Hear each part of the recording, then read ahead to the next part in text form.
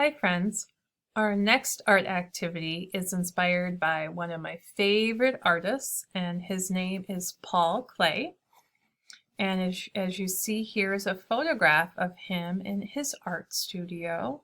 And he was born in the country of Switzerland, which is in Europe, in 1879, so obviously more than 100 years ago.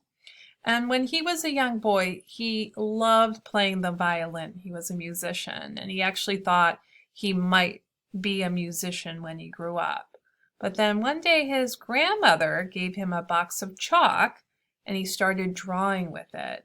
And he loved drawing so much, he decided to become an artist. And he attended art school in Germany, which is a country close by, right next to Switzerland. If you notice here, this is his self-portrait.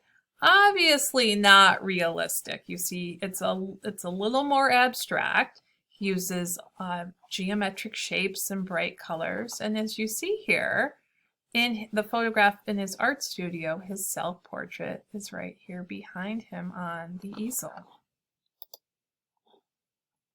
So Paul Klee did not think he was a very good painter when he first started becoming an artist and learning how to become an artist. And he had a difficult time when he was in school. But throughout his life, he met many famous artists, including the artist who painted this painting. And we studied this artist in first grade. His name is Wassily Kandinsky. And if you remember, he was one of the first artists to make abstract art and display it in museums all over the world. And Kandinsky was friends with Paul Klee, and he said, you know what, Paul Klee, I think that your paintings are really great and awesome. So it helped Paul Klee to build his confidence, and actually Paul Klee did end up becoming a pretty famous artist, and now his paintings are in museums all over the world as well. This one is called Castle in the Sun. Uses a lot of bright colors and geometric shapes.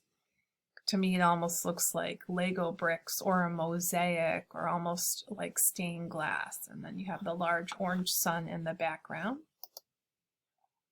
Now we're going to focus more on Paul Klee's seascapes and fish paintings, because he did many paintings that dealt with underwater sea creatures. And a lot of these paintings, he was inspired by children's art. And a lot of his pictures involve animals and creatures that obviously, as you see here, he loved to use his imagination and his sense of humor. This painting he did is called Sinbad the Sailor.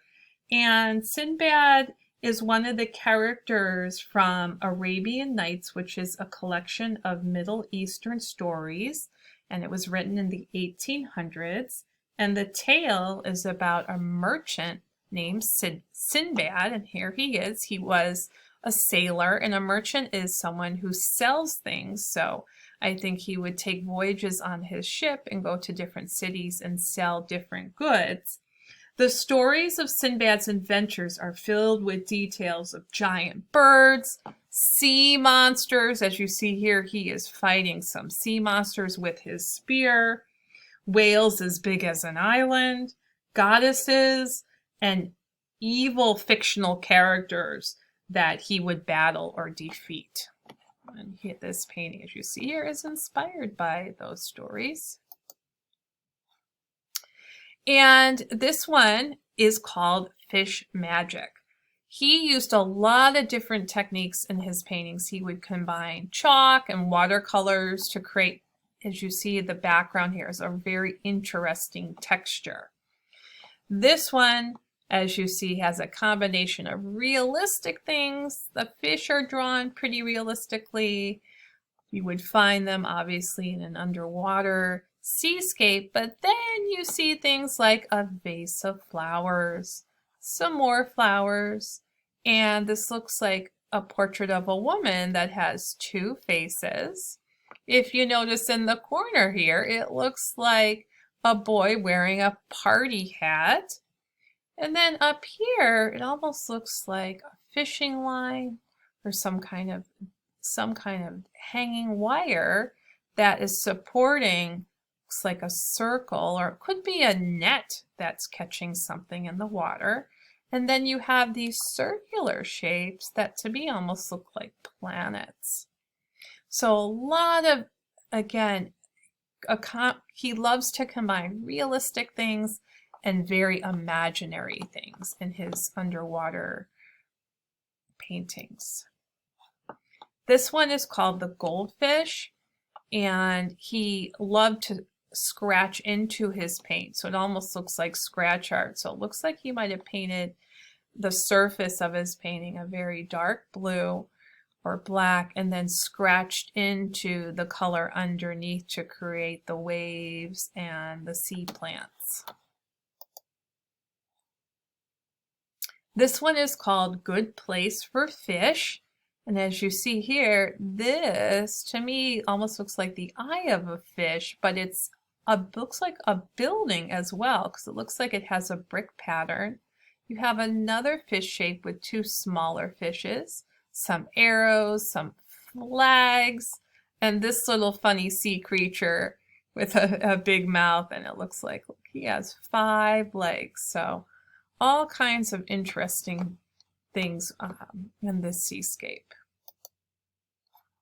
This one he painted is called Fishes in the Deep, and I like this one because it almost looks like a ghost image in that you see the fish, but then he repeats the shapes, the same shapes using a lighter color. So it almost looks like the fishes are moving within the water, and you see the plants too. So you'll use darker colors and lighter colors repeating the shapes. Almost looks transparent or see-through some of his shapes. And in this one, it's called Fish in a Circle. Looks like a snow globe, so a very, very round fish bowl with a base with all kinds of different fishies, colorful fishies swimming around.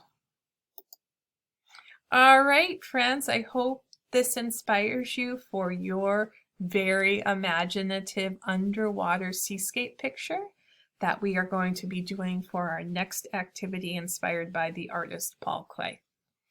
All right, talk to you soon. Bye.